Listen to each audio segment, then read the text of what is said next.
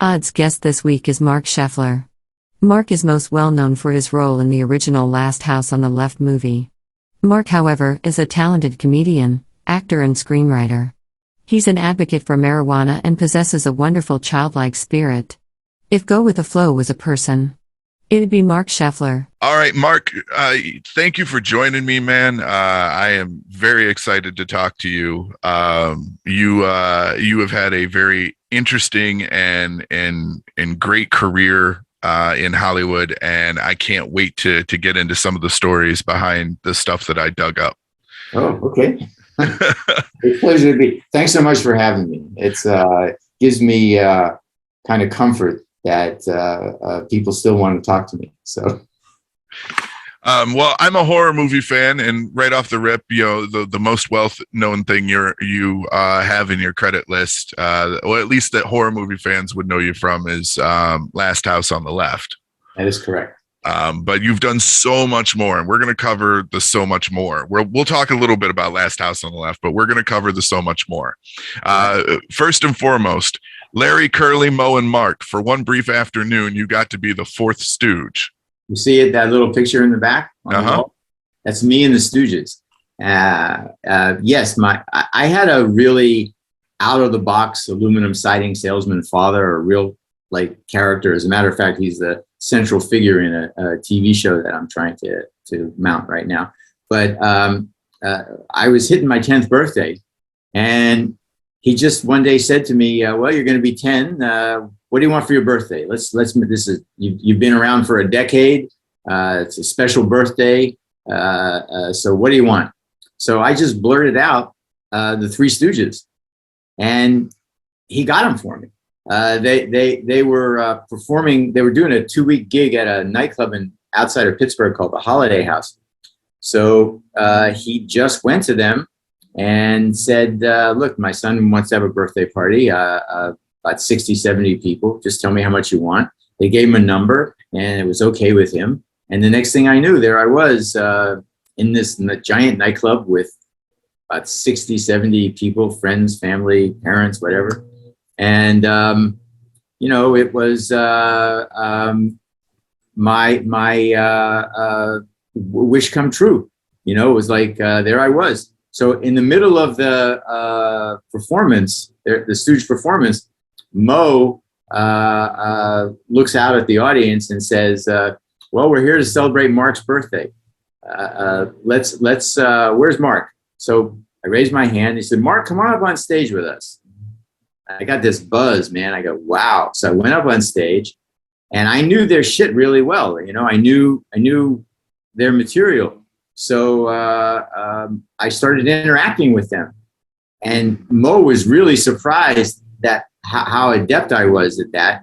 And he stops the show again, puts his hand on my head, and says, I dub you the fourth Stooge. And the audience, they went nuts. And when that happened, to the best of my recollection, I felt this thing, which is what I've heard people talk about when they say they've been using very hard drugs like opium or heroin. What that feels like, that warm rush that comes over you, because that's what I got. I got that warm rush and that embrace, and I've been chasing it ever since. To say you were bitten by the bug. Oh, yeah. Now, 10 or so years later, you became an off-Broadway stage actor. So I'm guessing that moment was what led to everything else. That moment is what changed my life, in the sense that I had a direction. I didn't kind of articulate it as sophisticatedly as I can do now. But looking back, from that moment forward, my life was, I kind of aimed myself at where what I did. I quit college in 1969, in the early spring of 69. And I wanted to go to California, but my father said, no, go to New York first. He said, you'll end up in California, but go to New York. So given the fact that my father always gave me great advice, hang on one second, please. My wife is texting me.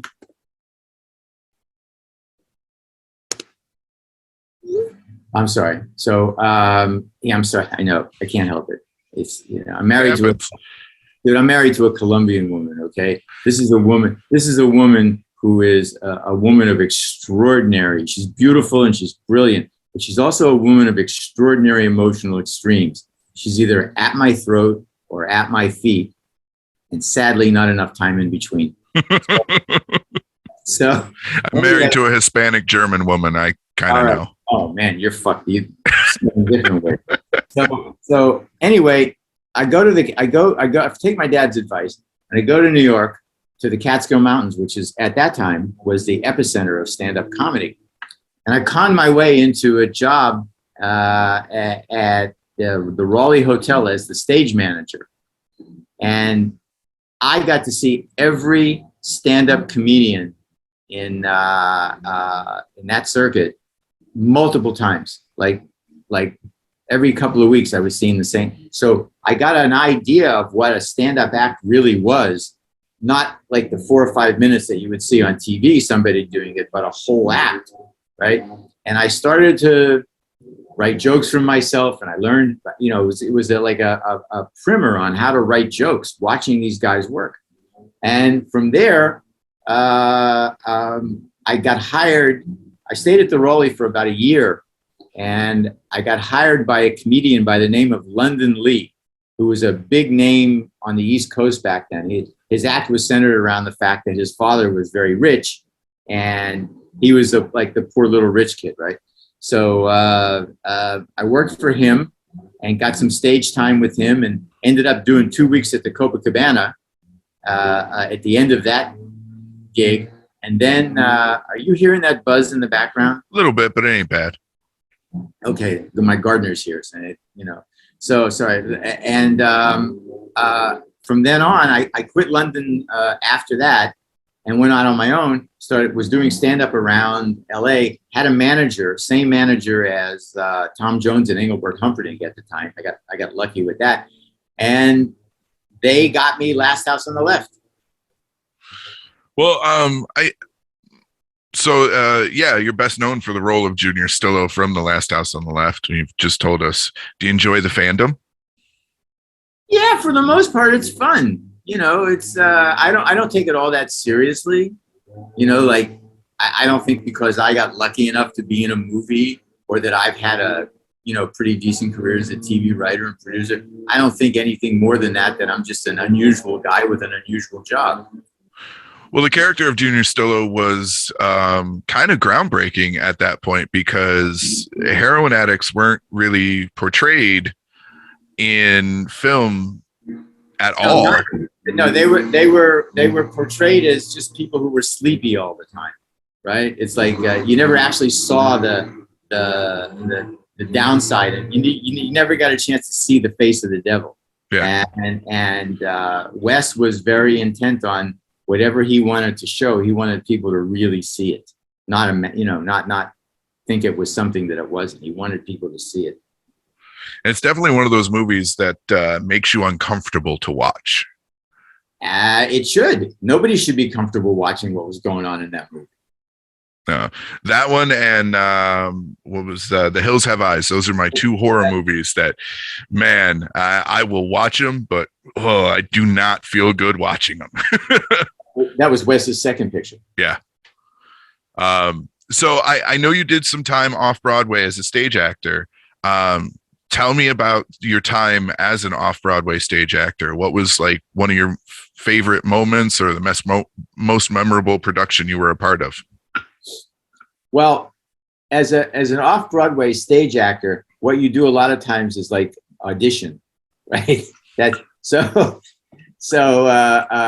did a lot of auditioning. I did a lot more auditioning than I did acting, but it was a good thing to do because it gave me, you have to develop this very kind of tough exterior to survive in the entertainment business. Even when things are going well, it's good to have kind of a thick skin, because it enables you to deal with it. It enables you to deal with the ups and downs of it. And those early years, all that auditioning, all that rejection, that just kind of adds scar tissue to your to your shield. So that my memories of being in New York are literally like jumping around from audition to audition and hearing no, and everybody had a beeper, and you would call your agent 75 times a day, and you go for this commercial and that commercial. It's just, it just toughens you up. It just builds character. Well, yeah, I guess I toughen up because I question my own character a lot.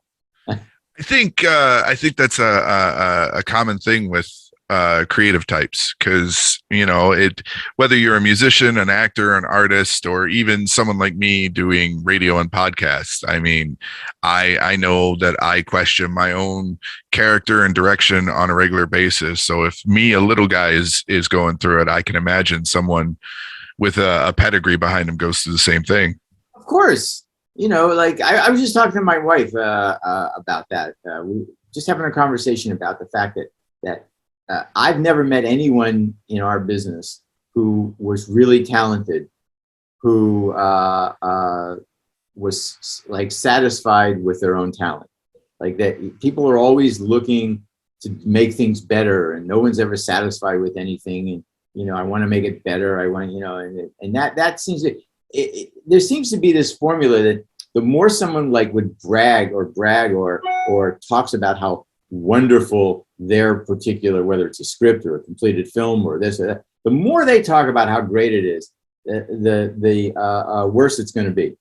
My grandfather told me to never believe your own hype, no matter how good you are at something.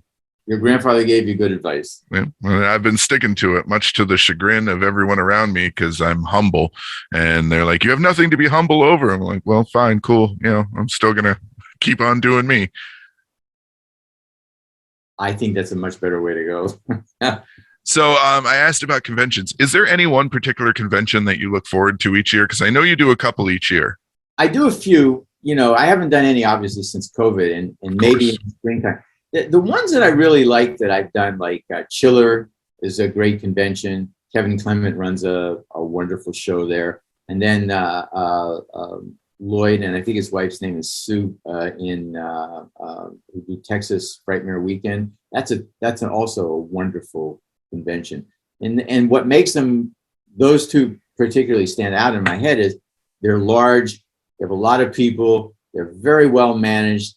The volunteers who work the convention come back year after year because the people who run the convention take good care of them. And there's a sophistication and a cohesion to how those two events are run that I appreciate. So they're my favorite. I've been to a few conventions. We have a couple of them here. We have Motor City Comic Con, and then we have Motor City Nightmares. And I've been to a couple that have not been so well run, where you can tell that it's a bunch of chickens with their head cut off running around. Yeah, I've had the experience where like a promoter makes a deal with me and pays me offers me and pays me an appearance fee, which is over and above what I get. And then when they go to pay it, there's always the negotiation, like, well, we didn't do so much business. I said, well, wait a second. People were lined up. What are you talking about? It was jammed. I came in and out of here every day. And then you got to argue with people like that over a few $100, and it's just fucking not worth it, man. I ran into the same thing with promoters and whatnot, trying to put on shows with bands here. So I understand. It's just so nonsense. Don't make the deal then. If you're not going to stand to the deal, don't make the deal. Yep. You'd think people being able to keep their word would be the easiest thing in the world. It would be the least amount of integrity. Right. Would just do what they say. Right.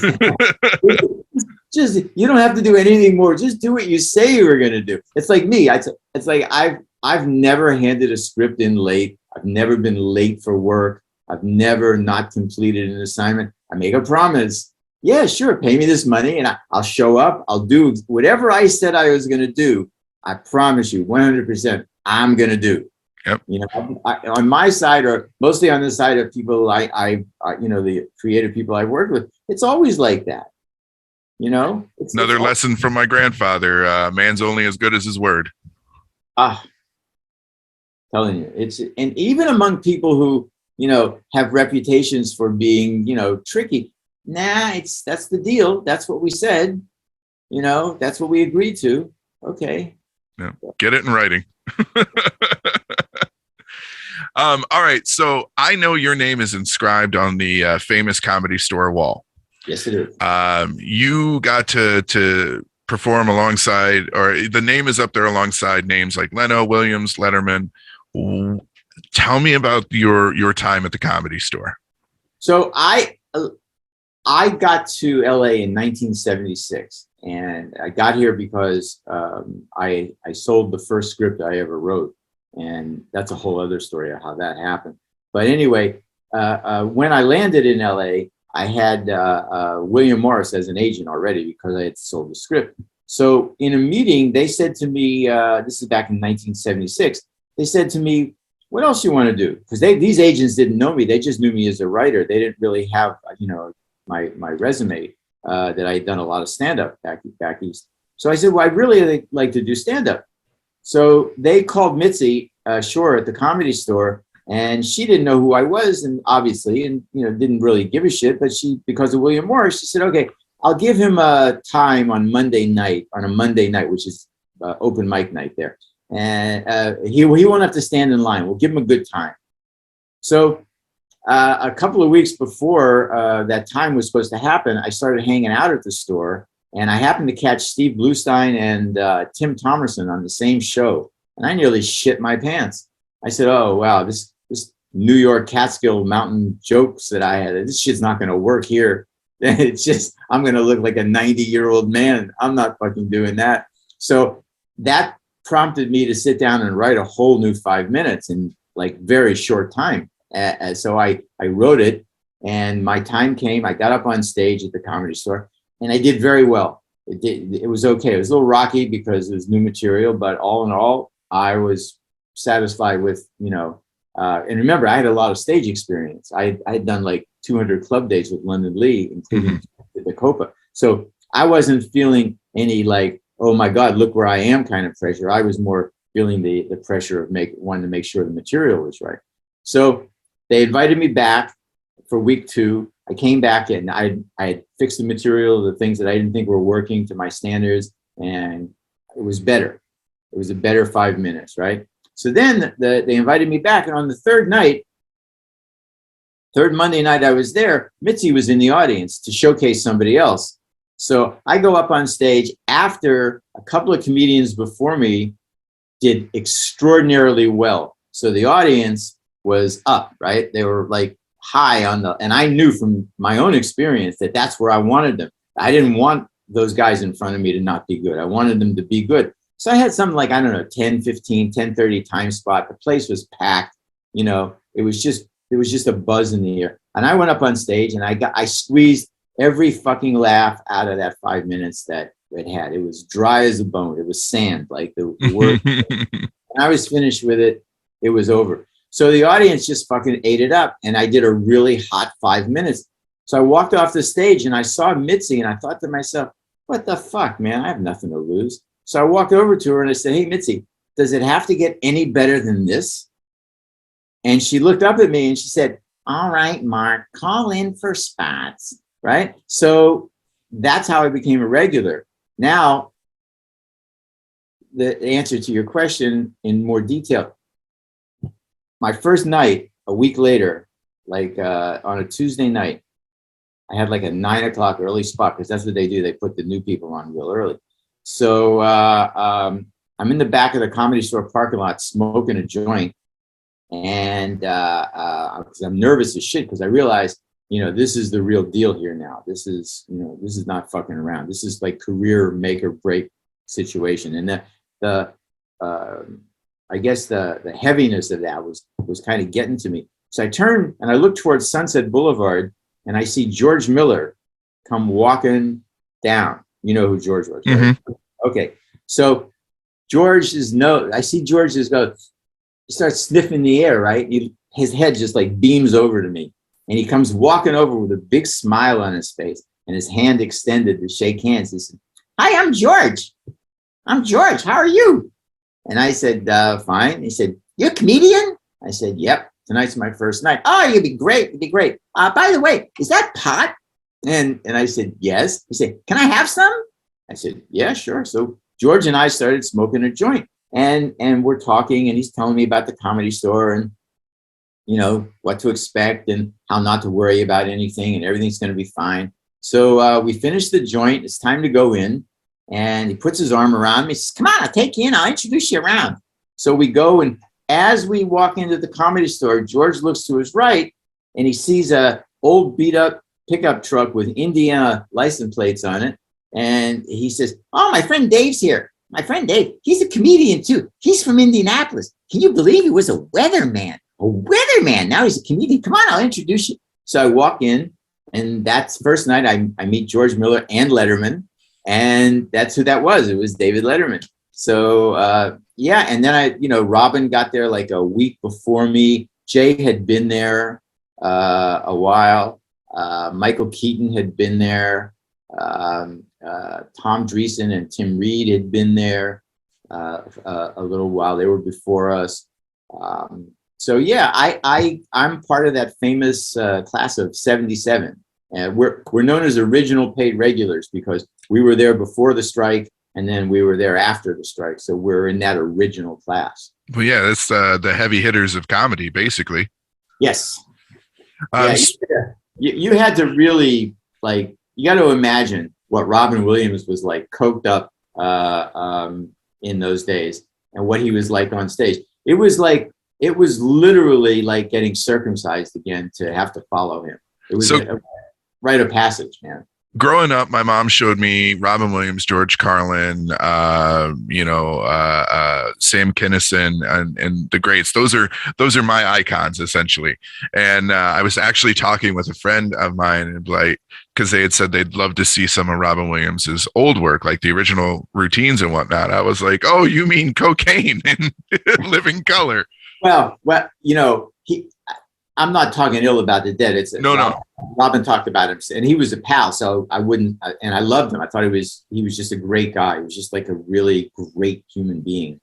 And but back in those days, we were all kind of wild, right? It was it was de rigueur, right? And Robin, given how he was, he took de rigueur and just made it a lifestyle. Yeah. So yeah, like I was at Paramount on a deal while a writing deal, and he was doing Mork and Mindy, and I see him on the lot one day, and he said to me, hey, you gonna be at the Improv tonight? And I said, yeah. He said, come on, we'll have dinner together. I said, okay. So meet him at the Improv. He shows up, for him, 15, 20 minutes late. That's all right, like on time. And he sits down, we order, and then he sees somebody he wants to talk to, and he says, I'll be right back. I never saw him the rest of the night. Food came. I saw him like intermittently, like he just buzzed by, right? Never ate a thing. Just, he'd come by and then at the end of the night, when I went to grab the check, waitress told me Robin took care of it. and so that's, he was just a really good guy. I can't stress that enough, that what a solid human being he was.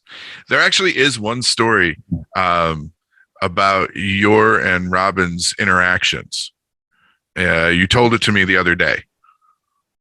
The one about when he needed a ride somewhere. I think that was it. He shook hands and ended with a very pointed comment about. Oh yeah. I was in the store not working one night. Like I was some Saturday night, and I see Robin, and it's like I'm going to say close to midnight, right? And he's looking at his watch, and I said, what's wrong? He said, oh man, I lent my car to somebody, and I have a 12:30-ish over in Westwood. And I said, well, can I take you? He said, oh, great. So we drive over and get out of the car. He walks in the audience, and there were like 3 people in the audience, right? 3 people. And he gets up on stage and does exactly the same show he would do for like 300 people, if there were 300 people in the audience. Like same show, same energy level, same everything, right? And more fun because he was like, like being a personal comedian, because only 3 people. And we're leaving, just getting in my car, and I said, great show. And he said, oh, thanks, man. I said, no, not great, that you did a great show. We know that. I said, I'm just amazed that you did the same show for those 3 people that you would do for 300 people. And he just looked at me, and with the most innocent, casual, nonchalant reading imaginable, getting into my car, said, well, you got it. And I went, bang, lesson learned, man. Woo. And that was one of the greatest lessons about commitment to performance I've ever learned, and I've ever been a party to watching in my life. He's the purest natural performer I've ever seen in my life. Do you find it difficult to switch gears or not be down on yourself when you are performing for a big room versus small room? Well, that's a lesson I learned actually in part up in the mountains, because and with London Lee, because I learned, and the grander lesson there is never blame the audience. Don't get mad at the 3 people who were there for the 97 people who didn't show up. You can't blame. They're there, you know. They showed up. So don't get mad at everybody else who didn't show up, because I never took. I've been very lucky. I love to perform, so a lot of the times I'm performing for myself, and the audience is just like, you know, there. And sometimes I'm not, but there are times when I do shit just to make myself laugh internally. I understand that all too well. I say that very often on the show. I don't care whether or not you laugh at it. I'm telling the joke for me. Yeah, there are things that I find funny. Luckily, my sense of humor is touches a lot of people, so I'm pretty good at that in some ways. Developed an ability to be competent at the very least. So it's fun. And it all goes back to that moment on stage with the Stooges. You know, that tickled. I do it because it makes me feel good. You know, I don't do it for really any other reason. Like, I don't, even though it pays well, I don't do it for money. I do it because doing it makes me feel good. Yeah. Well, like you said, it's that feeling, that drug, that warmth, it's almost, the best way to say it is you're chasing the dragon every single time. Did you get a chance to look at those little clips that I sent? Yep. I was just going to ask about him in a minute. Okay. All right. So we'll let you ask about him. All right. But I'll tell you that when he's on stage and he's doing what you saw, he is in a constant state of internal tickle. It's like things are flowing inside of him that are, it's just like there's this energy synergy thing that makes him feel so good when he's doing that. So it's really the most fun a person that like me could have with my clothes on, and the older I get, the most fun I could have. Since we've talked about him, I'm going to go ahead and open that door. Tell me who Elliot is. Elliot is my stand-up alter ego, I guess, is the best way to say it. You know, like Tony Clifton was for Andy Kaufman. That's who Elliot is for me. He is a retired kosher chef who had a catering business in Los Angeles, and back in the day hung out in his free time at the Comedy Store and the Improv because he loved stand-up. And in the mythology of his life, he was my roommate for a while at a house I had in Laurel Canyon. So he's now 40 years later or so, shut his business down, doesn't have to work anymore, and is pursuing his lifelong dream of being a stand-up comedian himself. Now, do you find it's difficult sometimes for the non-Jewish audience to understand some of the jokes? No, as a matter of fact, I find completely the opposite. I find the fact that when I work in front of a demographically diverse audience. The Jews in the audience feel very special because, you know, they think they understand more than the other people. But if you listen to the jokes are not necessarily, the jokes are jokes like that. I could do most of those jokes as me, and they would still get a laugh, right? I walk a writing line with him where I don't want to do anything that's so inside baseball in that regard that nobody gets it. I mainstream his material when I write it. So I like audiences that are. I once performed in front of an all African American audience. Okay, like there were 2 white people in the audience, 2 white people in the club. You know, somebody in the audience and Elliot, and I just laughed. You know, I just said I needed some kind. I learned one thing a long time ago about stand-up, and that is that if you pay attention, you can't not pay attention to the audience, right? You have to listen to them. You have to watch comedians who are on ahead of you and listen to what the audience is laughing at. And from that, what I try to, if I'm in an unusual environment like that, you know, I try to right in the moment, write a bridge joke, right? Write something that I can say to the audience that connects me with the act that just left the stage and that takes me, you know, through to the first line of my own real act. Like I call it a bridge joke. It's something that takes me across or takes me to the bridge. You know, one night I was on stage. I was going on stage at a club, and the comedian in front of me was this like very early 20s gay guy who talked about his act was based on all the gay sex that he's had around the world in the last 5 years.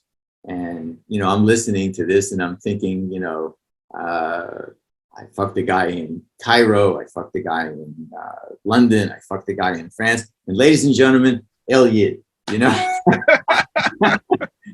I was like standing in the wings and I'm thinking to myself, how's this going to work here? This is, so I said, I got to come up with something. So I had nothing, Christopher, I had nothing. And as soon as they introduced me, as I was walking to the microphone, I figured something out. And I looked at the audience and I just shook my head and I said, I owe you an apology up front right away. I don't have any anal sex jokes. And they laughed at that, right? And they laughed at that, just like you just did. I said, the closest I guess I would come to that is my wife will ask me to do something. And I say, I can't right now. She asks me why. And I tell her. And then she says, shove that excuse up your ass. I said, that's as close as I get. And they laughed. And then off that laugh, Elliot went right into his own act and it was fine. It's like breaking up that harsh change, right? If you can succeed at that creatively, then you shoehorn the audience from the previous act into your own act. And it's a much smoother transition. Do you find it's difficult to get into character for Elliot? No, because it's a process. You know, as an actor, you don't just suddenly become another character. You put on wardrobe and you put on makeup and you transform, right? So that's what happens. If I have a show to do, I will become the character as I get dressed and as I begin to make the transition. My wife says it's the closest she'll ever come to watching Bruce Wayne become Batman. I understand that well. Very much do. So there is me, and then there is the character for the radio show. And yeah, my wife has said it's so weird to watch you flip between the two. Like it's just click. There you go. He's Yeah. off. There goes Odd. Yeah. And my wife has, gotten used to, even though she still finds it strange, the fact that I have a lot of voices in my head, and that, I talk to them and they talk to me, and, I write down what they say. And so she's kind of gotten used. As a matter of fact, with El Yid, there are times when she says she'd rather be with him than with me. I told my wife I have Danny Kaye living inside my head. And then that's the easiest way to describe it, is because it's rapid fire. There's usually music involved, and it's 12 things strung together that nobody else gets anything, like doesn't see the connection other than me. Yeah. Now, you mentioned you wound up at the Comedy Store because you were trying to sell us, or you had tried to sell us. Yeah, big difference. So what script? What? It's just some piece of shit movie of the week to NBC that ended up not getting made because the regime changed. And, when that happens, they shit can whatever's in the pipeline to start their own. However, it got me an agent. It put money in the bank, got me a car, an apartment, an office. And what happened was I was at the store, but back in those days, let me backtrack. Back in those days, if you had anything going for you, you couldn't be on stage at the Comedy Store for more than 2 or 3 months before some reputable representation situation would present, whether it would be manager or agent. So I already had an agent because of the movie, and within I don't know, a month or so, I was approached by a big time TV management firm who took me on as a client, and then got together with my agent, and then right at, because of the timing of it, had me going out meeting producers and production companies and executive producers right before that year's pilot season, writing season, was going to start. So as soon as it did, I started getting job offers and started working immediately as a writer. And I stayed for a long time working. Well, speaking of your career as a writer, that moves us into our next batch of questions here. While I was digging up info, I found that you're one of your TV show writing credits listed a failed TV show pilot for The Little Shop of Horrors. Yes. One, I had no idea that was even a thing. Can you tell me, like, who, why, when, like? Yeah. I don't remember the production company. I think it might have been Chuck Freeze, but I could be wrong. I got a call from my agent one day at William Morris, Jane Sindel, who was my agent at William Morris. And she said, do you know what Little Shop of Horrors is? And I said, absolutely. And she said, I forget, it might have been NBC had ordered a pilot, and they're interested in you writing. And I said, okay. She said, I'll call you with details. About a day later, she called me and said, okay, deal's made. And I wrote it. And I don't know, I probably, looking back, I wasn't as crafted as I am now. I was more of, a performer learning how to write. So I had to go through a lot of on-the-job training experiences. But also, they didn't hire anybody to rewrite it, or they didn't have another version of it. So that whoever ordered it lost interest in making that a TV show. So I'm going to assume this was after the movie with Rick Moranis was big? Oh, sure. Yeah. Okay. Because I know there was an animated show, Saturday morning cartoons and whatnot, it was all right, but I had no idea that they were trying to actually, at one point, make it a TV show. Yeah, I remember that I did it. I don't remember much about it. Now, you've written for some other great TV shows in history as well. A lot of stuff that I grew up watching, Sister Sister, Who's the Boss, Charles in Charge. The one that I thought was most interesting, though, Harry and the Hendersons. Ah, yes, Harry and the Hendersons. I remember that show. My late, great, brilliant, caring, giving, creative writing and producing partner, Sam Denoff, and I worked on the first season of Harry, consulting producers, but the way the showrunner was running it, we were all the showrunners on each episode that we wrote. So, yeah. And that was pretty much of a fun show to work on. I would imagine. Any episodes of the shows that you wrote, though, that stand out that you're more proud of than others? Well, you mentioned Harry. There were 2 episodes of that were back to back, a 2-parter that Tony Dow for Wally from the Leave It to Beaver series. Tony directed those 2 episodes, and it was about Harry going back to the forest, and we got nominated for a defunct organization called the Environmental Media Award. It's the only award I've ever been nominated for, but I did get nominated. So, those were nice episodes.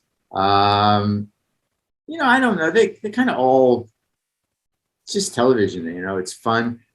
The show that I'm trying to get going now, that my partner is a guy by the name of Gary Hart, who was the president of Paramount Television for about 13 years. He and I met back on my Charles in Charge days. I have a show now that I've written the pilot for and have the entire series laid out, called Those 7 Years. And what it's about is, it's a story of, it takes place in the 7 years, the intervening 7 years between when my father and I, after watching a Jerry Lewis movie, make a silly bet deal that one of these days I'm going to star in a movie that's going to be on the screen that we were watching, to 7 years later when I come back to Pittsburgh to do a press tour for Last House, which is opening at that theater. So it's like a promise I made to my dad, and then the fulfillment of the promise, and then the journey of how that all happened. And it's called Those 7 Years. That, if I get a chance to do that, I think I'm gonna just pour everything I've ever learned about writing and developing a larger journey story into that. And hopefully, we're waiting on some star casting right now, so we'll see. I have my fingers crossed. Well, what advice would you give to aspiring screenwriters or anyone thinking of writing their own TV show? Like, what's important to know? Well, in coupling TV shows and screenwriting together, you could say that the most important thing are the characters and their journey. And a single character is usually the way it works, a single protagonist. And that person's struggles, whether it's comedy or drama, it's the same thing. That person's struggles towards achieving their goal or their stated goal. And if somebody wants to write for television shows, I would say pick one that you really love and watch as many episodes as you can. Try to go online and find a script of that show and see what it looks like, because especially with TV, while all the scripts are basically the same, each show has its own imprimatur. So it looks a little different. Like when Lee Aronson and I were first trying to write Charles in Charge episodes, Lee knew Bill Greer, the guy who was one of the 2 executive producers. So he got Bill to send us a couple of scripts so we could see what their unique formatting is like. Because as weird as it is, the thing that when the right people are going to read something that you wrote for a specific reason, it should look exactly like their show. It should look every little detail should be exactly the same, so that it looks like one of their shows, right? It doesn't look like somebody writing what they think is one of their shows. So I do that. I get very kind of read up on that, and just look at what episodes the show has done. Don't try to write the greatest episode ever of that show. Try to write one that would fit right in the middle, so that it looks, the more you can make it look like what it's supposed to look like, the better off you are. No, not try to put your own flair onto it. Just no, because there, 15 people or 10 people or 8 people with the writing staff and the executive producer and the people who create it.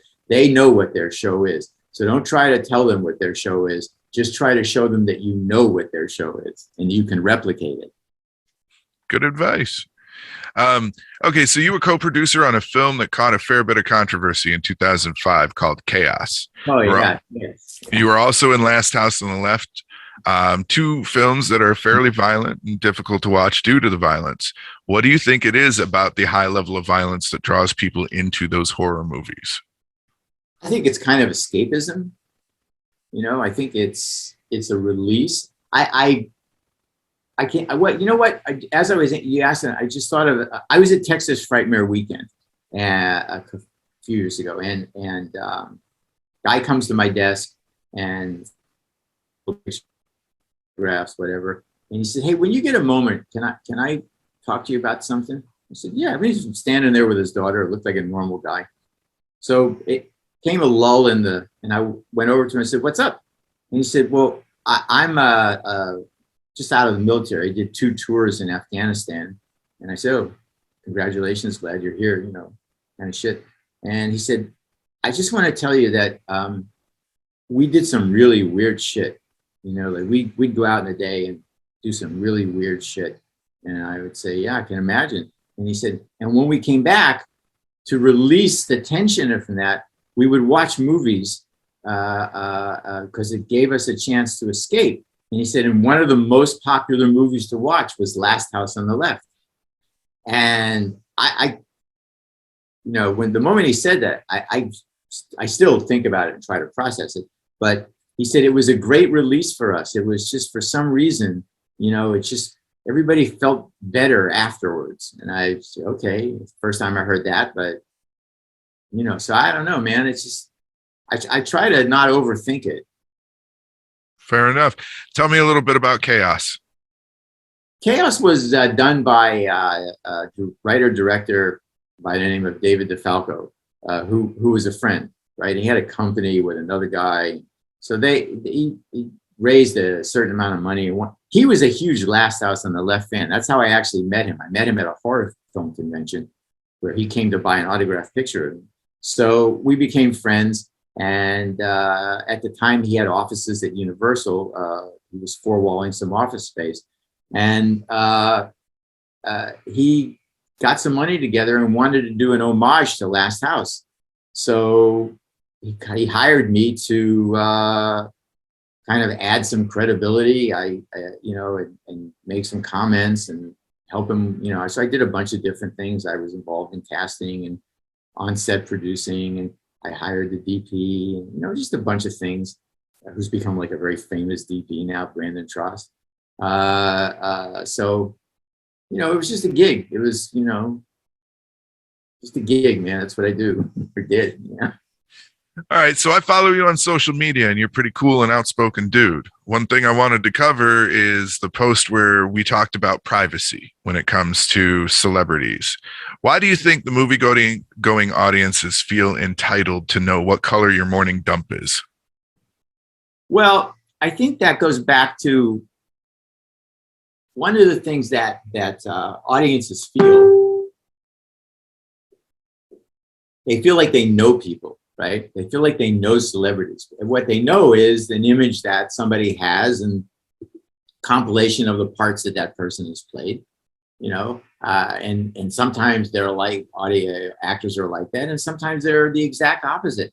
So I think the more someone is a fan, the more they kind of give themselves license to know about you or want to know about you because they've given you something. You may not even be aware of it, right? Mostly people aren't, but they've given you their devotion. They've given you their fandom. They've given you exponentially some part of themselves.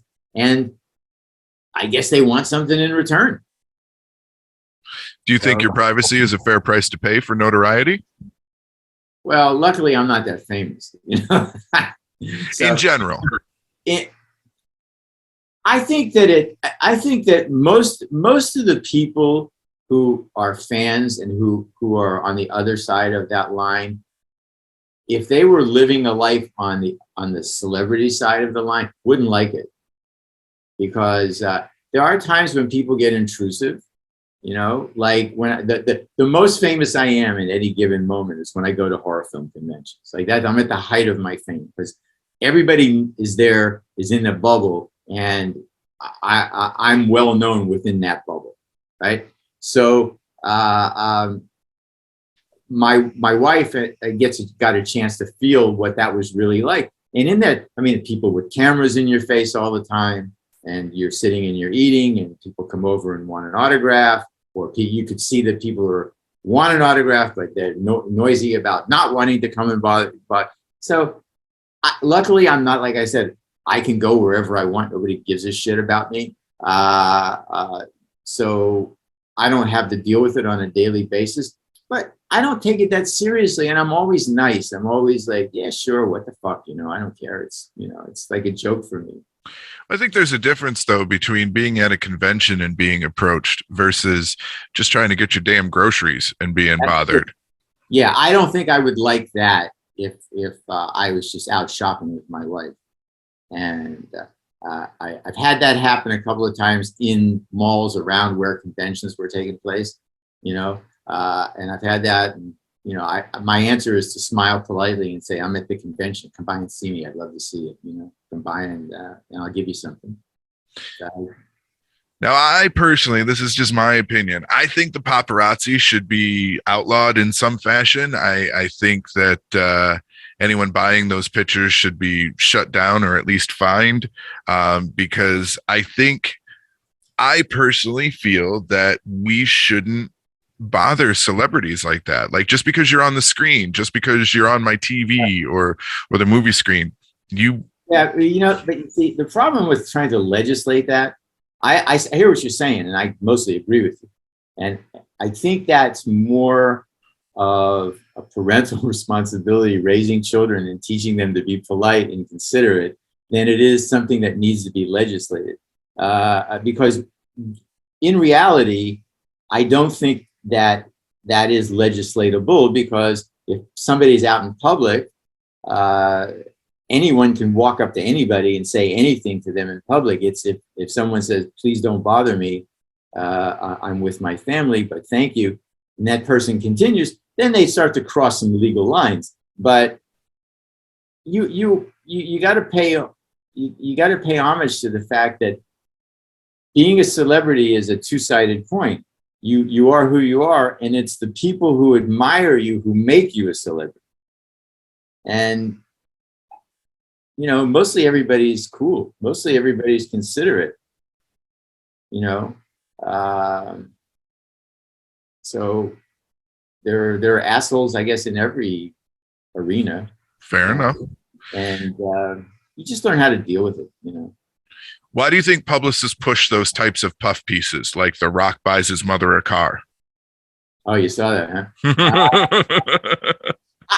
That particular story, I don't know why the publicist would push that story, because I forget what joke I did, but I said something. It's like a nothing. It's like a nothing gesture. Yeah. Buying a car and making a big deal out of that. I think the joke was tantamount to be like a normal person buying his mother a sweater. Yeah, right. That's right. At Marshall's on clearance. Yeah. And bragging about it. And bragging about it. Right. So I don't know. I don't know why. I mean, I know why publicists do puff piece stories, because they want to, get their client's name and image out there. Nothing wrong with that. But it just seemed a little weird to me. And I'm a fan of his. I like the guy. I think he's done an extraordinary job, coming from where he came from. And the word in town is, I don't know him, I've never worked with him, but the word in town is that he worked really hard at that, that he took acting classes and, didn't take it for granted that he could do it. So good on him, Well, I don't know if you were or not. I was a wrestling fan during The Rock's come up through WWE. I am, to a certain point. Rob Van Dam is a pal of mine. Really? Yeah, he's a buddy of mine. So that's my connection to that. Well, I just know that a lot of the training and stuff that for being good on the mic, I watched him start from not being so strong, and you could clearly see. So it was only inevitable that he would make the jump from the ring to the screen, because he's a good personality to have on a project, from what I can see. Yeah, and Dave Bautista's doing pretty good. Yeah.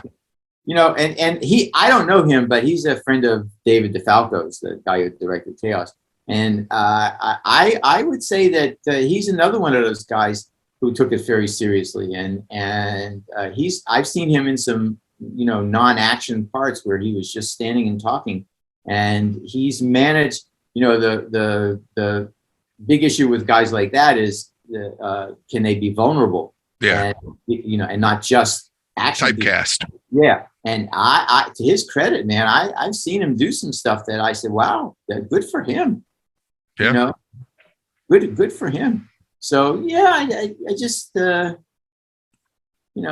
mostly everybody I've met, I say this a lot, mostly everybody I've met in the business is just like normal people with abnormal jobs. Yeah, I try to remind people, because like I'll get asked, what was it like talking to so and so? It was like having a conversation with another person. That's it. That's all it was. I mean, yeah, you may have more toys, you may do this more, but ultimately, it's just normal people with weird but hysterically terrific jobs. All right, let me ask you this. Do you think we're too reliant on technology to the point where a man will get up at 3 a.m. because his Apple Watch told him he needed to stand up? I think that ship has sailed already. It doesn't matter. I think even thinking about that, like, who cares? It's moving forward at such a clip pace that I personally just go with it. I take every gadget and device my wife tells me to buy. Every fucking thing, whatever she says to get it, I just get it and I figure it out. I had to laugh though, because like there's a few of your posts, like the one about you always forget to order food before you get high. Yeah, I still do that. I was thinking about that the other day. What drove me to that was my wife said to me, let's go get some sushi takeout. I said, okay. So I came in my office and I'm hitting my little vape mechanism, and I got distracted, and then I got really buzzed. And then I hear my wife say, did you order that sushi yet? I said, no, I'm gonna do it right now. So I just opened the menu up. Yeah, like that. Yeah, that looks good.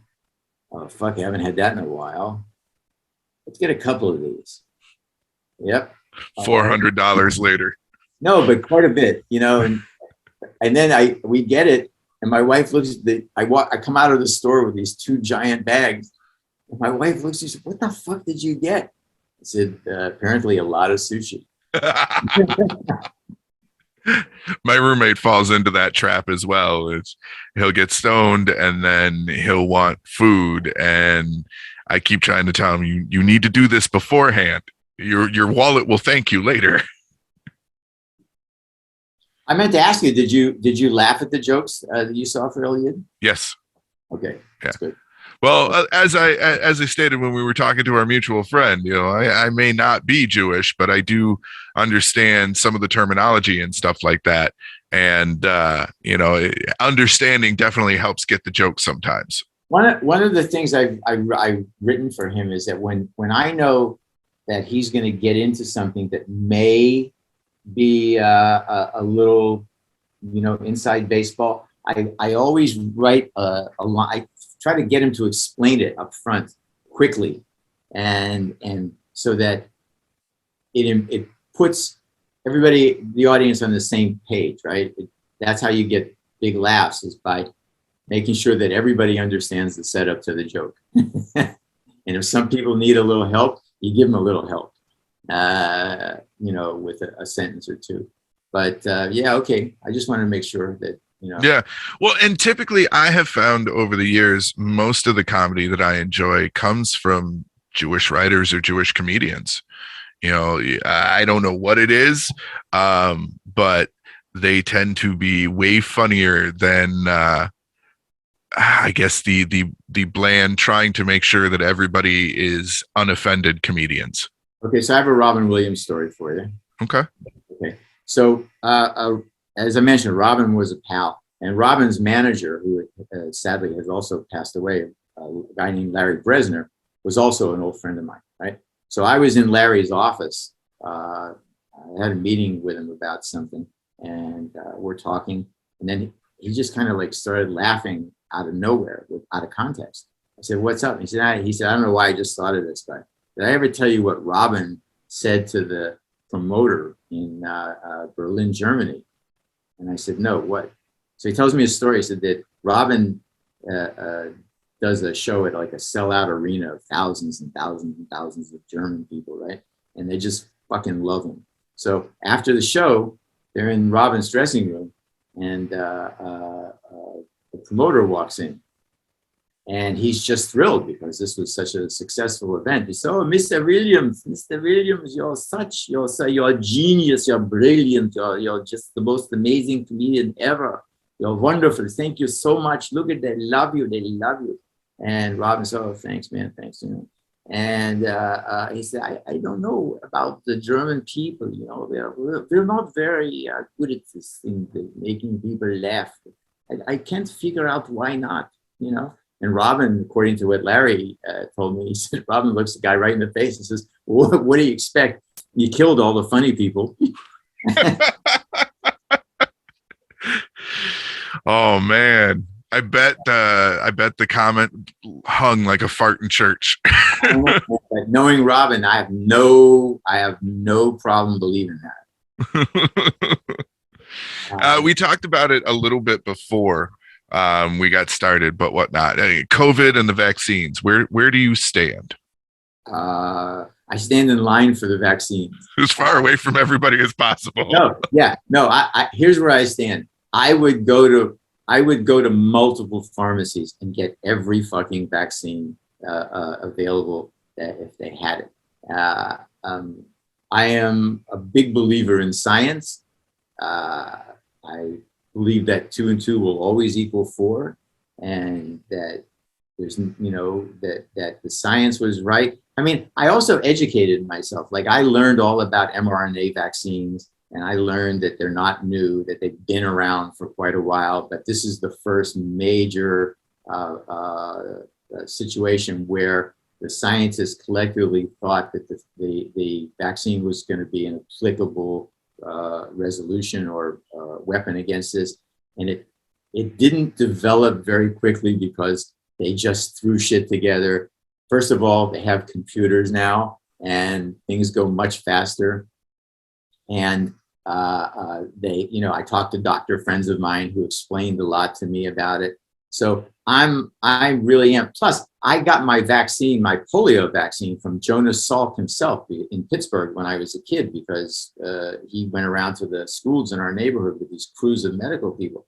So this whole anti-vaccine thing, it's that malignant individualism thing we talked about at the beginning. It's just people saying, "Well, I don't have to get it," And I have people in my family. I have people on in my family. "Well, I'm not getting it." "Why not?" "Well, I don't know what's in it." I said, "Well, yes, you can find out. You can go to Moderna's website, or you can go to Pfizer's website, and it'll tell you what's in it. And I don't know if it's any good." So you're smarter than all of the scientists. You work in a warehouse, or you work in a garage, and you're in some secret club, right, where everybody's really, really smart, but they don't want anybody to know it. Right. And this shit that I hear, which is why I'm glad. I must say that Aaron Rodgers did not win the game the other night, that he lost on his home court, his home field in the fucking snow against the California team. These guys from San Francisco, they beat up the fucking Green Bay Packers in the snow. Okay. So it was like, it was fucking great. Insult to injury. Yeah, it was just great. So I think that, and I think people who, I do believe that a person has that right, but I also believe that we have an obligation to our friends and loved ones to not give them a virus that could kill them. What's blown my mind is every time I'm met with, well, they came up with it too fast. They came up with it too fast. I was like, do you realize that for once in our history, everybody was working towards the same goal? Wait, like, yes, go ahead, Mike. Yeah, just that everyone was working towards the same goal. Of course, it came out fairly quickly. But take it back to World War II, right? Take it back. Oppenheimer is working on the bomb. This is the bomb that's supposedly going to end the war, right? Bomb comes out. They announce we got the bomb. I don't think it's going to work. Why not? Well, it's too soon. They developed this bomb too soon. So they drop it on Hiroshima and Nagasaki. That's the fake news. Them cities is still there. I know a guy was in Nagasaki last week. He said it's fine. I mean, give me a fucking break, man. Right. Stop this shit. Move on. The reason why the virus is hanging around is because of those anti-vaxxer people, because for some reason their cults don't allow them to understand that when you're not vaccinated, every time the virus infects somebody, it gives it an opportunity to mutate. Yep. And that's the reason all of these mutations are happening, because they don't mutate if the moment the virus can't mutate and can't replicate anymore, then it's going to go away, right? But as long as there are people in the world who believe that their Facebook page really knows more than the combined medical knowledge of planet Earth in 2022, well, we're fucked. Yeah. So you had mentioned you haven't done conventions lately because of COVID. Are you leery of going back to conventions? I am leery of any situation that, I perceive as unsafe in that area. And that might be one of them. I don't know where, we prior to the pandemic, my wife, who's Colombian, and we were spending about 4 to 6 months a year in Colombia with her family. So we haven't been back since February of 2020. And we have a trip booked for June, but who knows, if we perceive at all that things are out of control or about to be out of control, we'll just not go. But I'm very cautious. I'm not looking to play games with this thing. No, I get it. I'm going to assume then it's you guys have been pretty isolated. Are you having visitors? Do you have friends? Do you ask if they're vaxxed, if they want to come over? We don't interact with people right now because of Omicron, right? We're waiting to that. In between, when the Delta variant and Omicron presented, in that low point when Omicron didn't exist and Delta was really gone, yeah, we had people come over who I knew were vaxxed. Steve Middleman, who I perform with, comedian, he lives close by. I'm out in Indio right now at our house in Indio, and Steve lives a few miles away from me. So yeah, he would come over for coffee and we'd write jokes together. But since Omicron, my wife and we're back to double masking everywhere we go, back to sanitizing everything, back to our pre-vaccine, mid-pandemic protocols. And that just means no real contact with anyone. Luckily, where we live, I don't have to have any contact with anyone. We go into a grocery store, we're all masked up, and I just don't take any chances. And no, I don't blame you. The fact that it came into my household was a shock to all of us. One, I haven't left the house in almost 2 months. I've been steadily working from home. Everything I do is here. There's not a lot of reason for me to go out there, but two of my roommates do work out in the public, and even through the best safety precautions and being vaxxed and everything else, it's still snuck its. Are you boosted too? Not yet. I have to schedule it. No, that's the thing, man. The way this is working, the stats say that the resistance jumps up like 37% if you're boosted. Yeah, we just got to wait now. I think it's like 2 weeks past, because we're all negative. We're all testing negative now. Yeah. And so I think it's 2 weeks past the negative test before I can get my booster. Okay. So it's on the list, especially because my wife is immunocompromised. So like that was the end all. There was no question for me. I had to get it to protect her. Yeah, same thing here. I got a similar situation, and yeah. I take no chances. So you seem not to take life too seriously. What's your secret with going with the flow? My secret is that when I dropped out of college in 1969, I had my 3 major life goals set in stone. I wanted to smoke as much weed as possible. I wanted to sleep with as many different women as possible. And I wanted to make just enough money to afford the weed and the women. Looking back, on every level, I have greatly exceeded my own expectations. That's what keeps me calm, man. Hey. That's it. I just say, yeah, man, I'm on the other side of the creek and I did it. So I really don't get upset about hardly anything that's exterior to my emotional existence, like things with my wife and my kids and that affect them would affect me. But all that other shit that's like on the other side of the shell, it is what it is. Being that you're an advocate for marijuana, do you believe we'll ever reach full federal legalization, and what is stopping us? Absolutely. Well, I believe, yes, we will.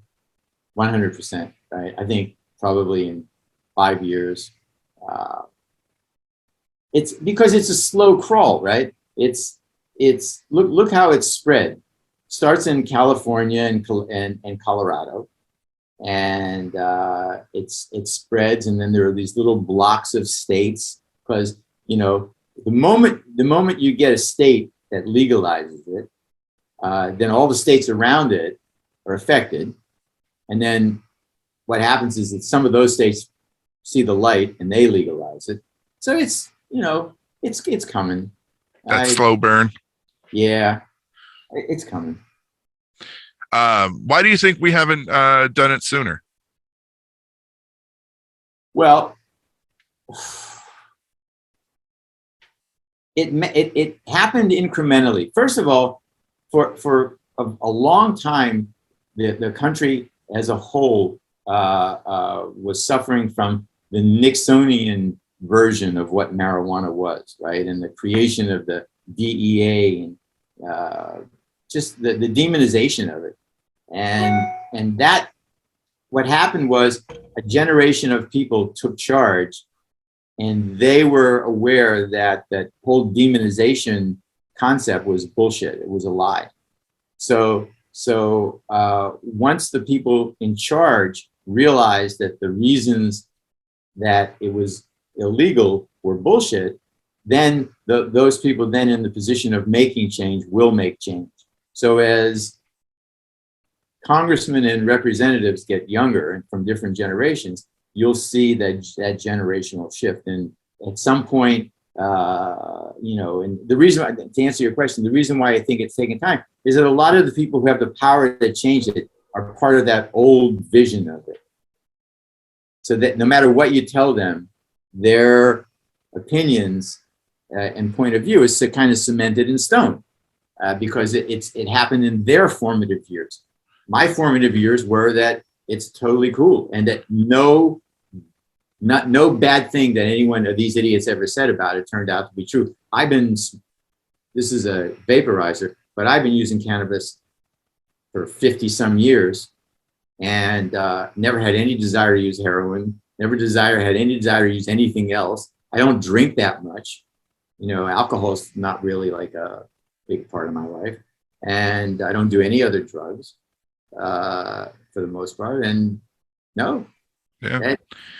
Same. I've been smoking since I was about 14, 15 years old, you know, and I'll be 40 this year. Never had a desire to go outside of the use of marijuana. You know, it just, I don't know. It just seems weird to me. And it always did, that we were able to look at alcohol and tobacco and be like, yeah, those are fine. They'll kill us. They're fine. Everything's fine. You know, and then the opioid epidemic, where people were just basically given blank scripts to fill whatever they wanted. And everybody was like, yeah, that's fine. You know, this is cool. The house is on fire, but I don't mind.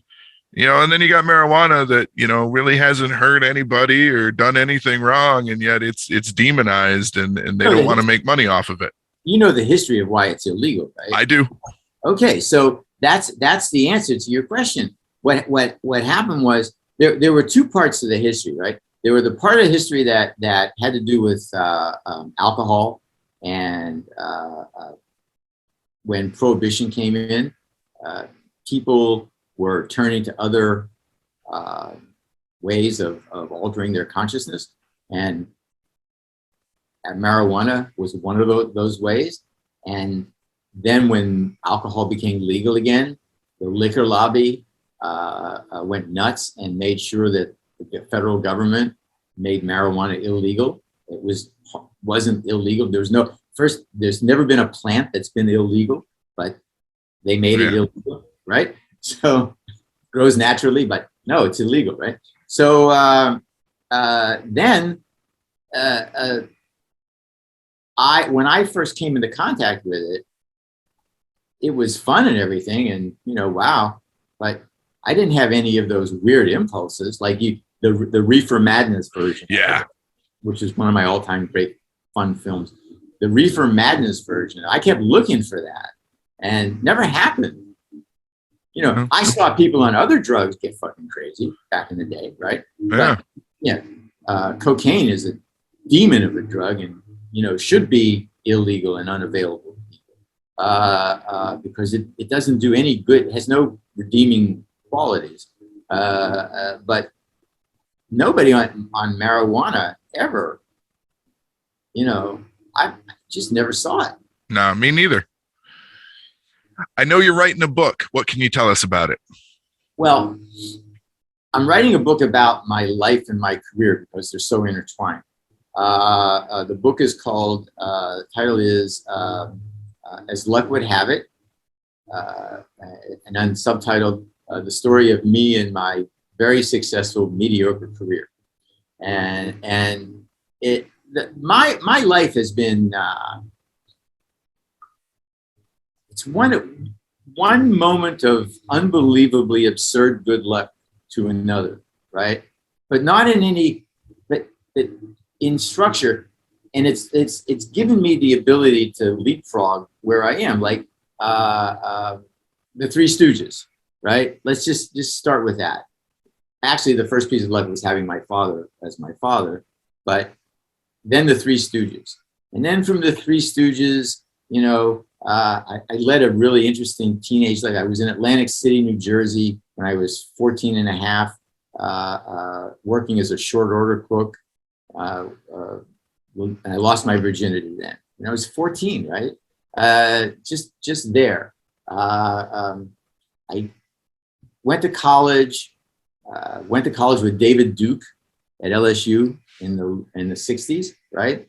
And knew David at that time. Used to debate him at LSU's Free Speech Alley, and had that experience. And then I went to the Catskills, and from the Catskills, I was drafted to go to the Army because I dropped out of college. This is 1968 and a half, right?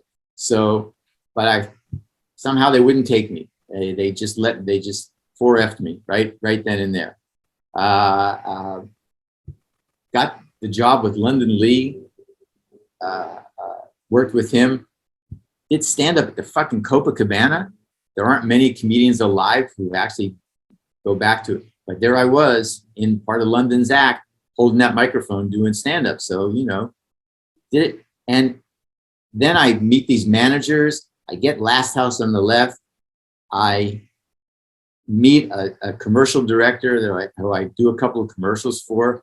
Remember that Mean Joe Green Coca-Cola commercial? Mm-hmm. Okay, so the guy who directed that was a guy named N. Lee Lacy. I became friends with him as a young actor, writer in New York. And we did some stuff together. Lee is the guy who was the producer on the film that I sold to NBC, the first thing that brought me to California. I landed in California.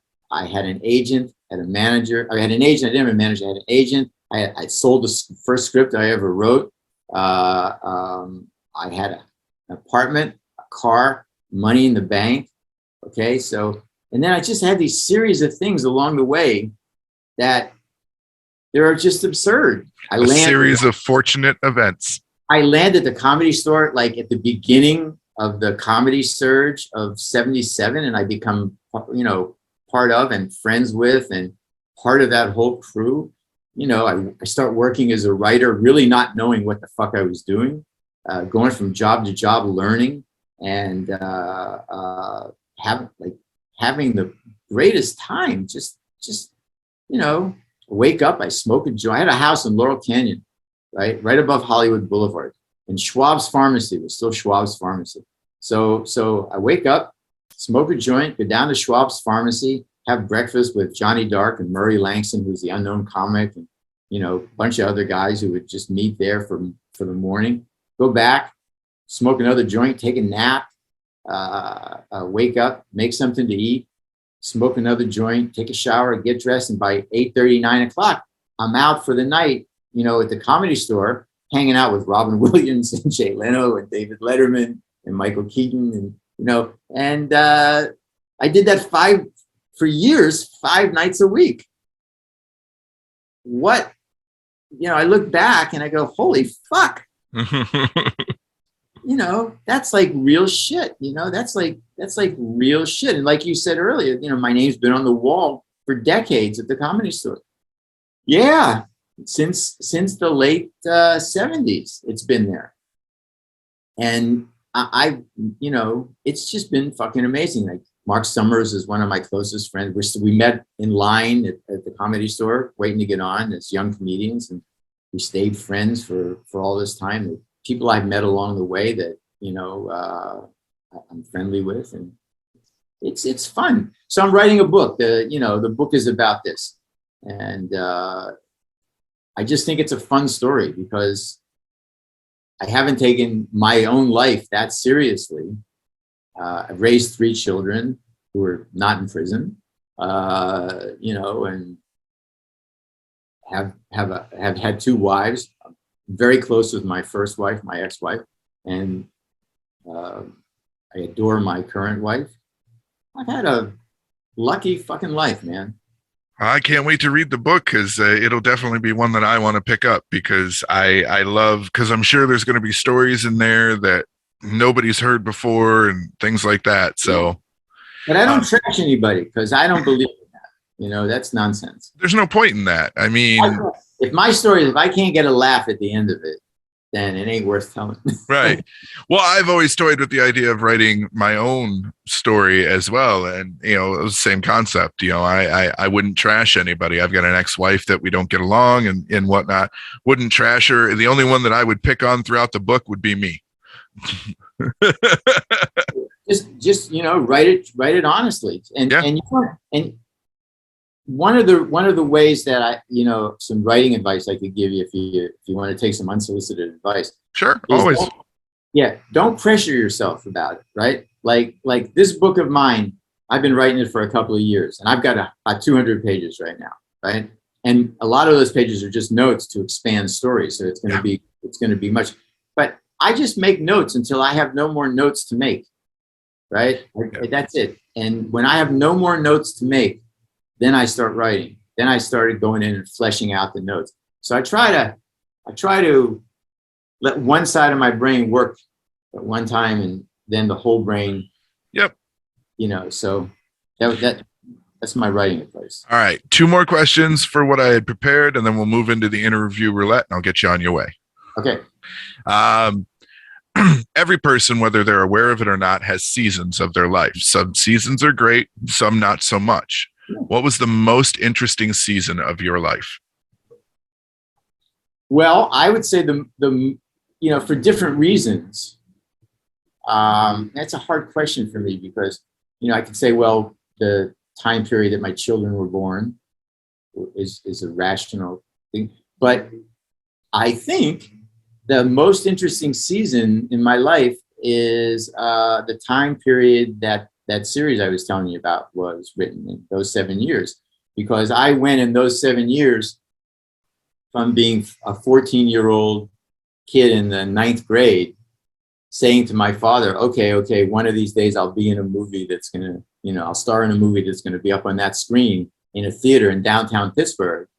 So 7 years later, riding with my father in a limousine to the premiere of that movie, after Roger Ebert had written that review about it that busted it wide open nationwide. So I was an actual semi-somebody at that moment, in that young moment. So I would say that's given what I know happened. I mean, obviously there have been periods of my life when other things even more important in my life individually had happened.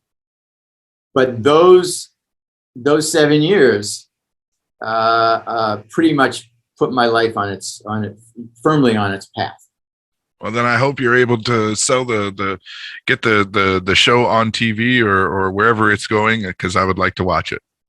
Well, if I can get a name or the name we're going after, there's the chances increase that that's going to happen. How do you hope to be remembered?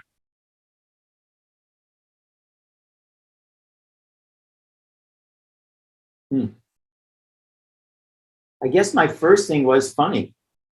For playing word association, the people who knew me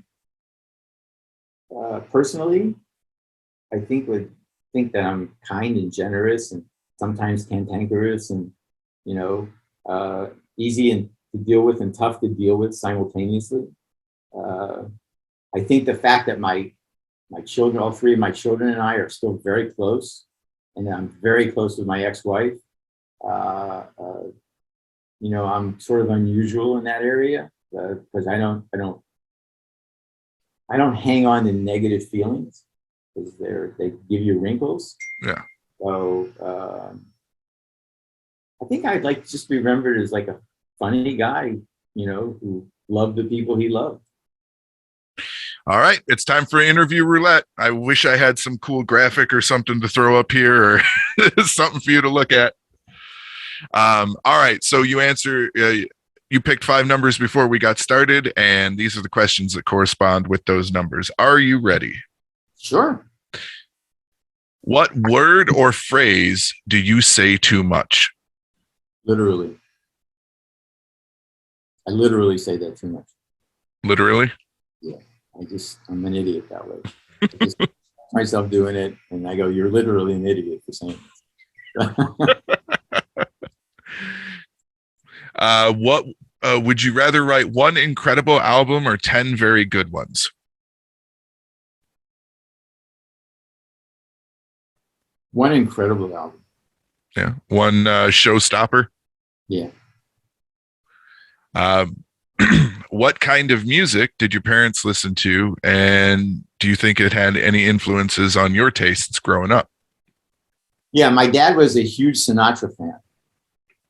And I guess my mother was too. They were divorced, so I spent most of my time with my dad. My dad was a huge, huge Sinatra fan, like part of that loyal club.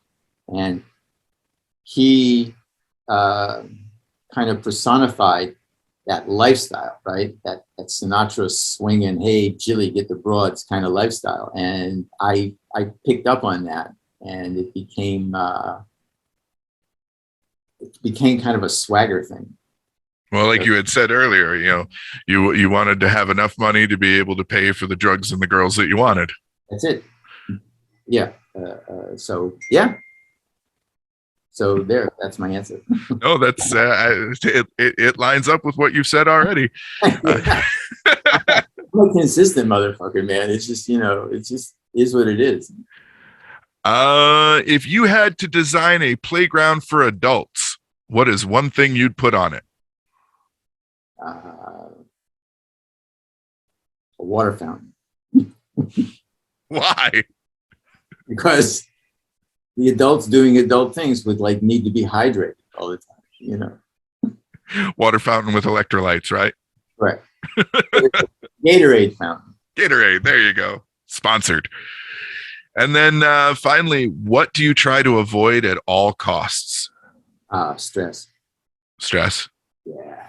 I don't fucking, that's, I negative emotions. Let's put an umbrella on it. It's negative emotions, people who come with sets of instructions, that's a good thing to avoid. That was a Sam Denoff thing. He used to say to me all the time, we'd be hiring people for shows that we were doing. Somebody would come in and they'd just have a fucking attitude. And Sam would just shake his head and say, nope, I don't hire anyone who comes with a set of instructions. That is fair. I've known several people like that over the years. So that's me. The best thing to do is get them out of your life, because ultimately they'll be soul suckers. They'll just vacuum your goodness away from your soul. Yeah, I tell people I don't come with instructions, but I definitely have a disclaimer. Yeah, I just avoid nonsense like that. Makes sense. Well, Marc, I want to thank you again for taking the time to hang out with me and answer all of my questions. You are an amazing individual to speak to, very positive, very funny, very kind. I hope that everything that you've got in the pipeline for you comes to fruition. Well, thank you very much. Same for you. And again, thanks for having me and for saying those kind words. Well, it's not just lip service. I don't bullshit. So I write a note to my wife and say, well, I don't care what you say. This is what I think about him, I'll send it as an email.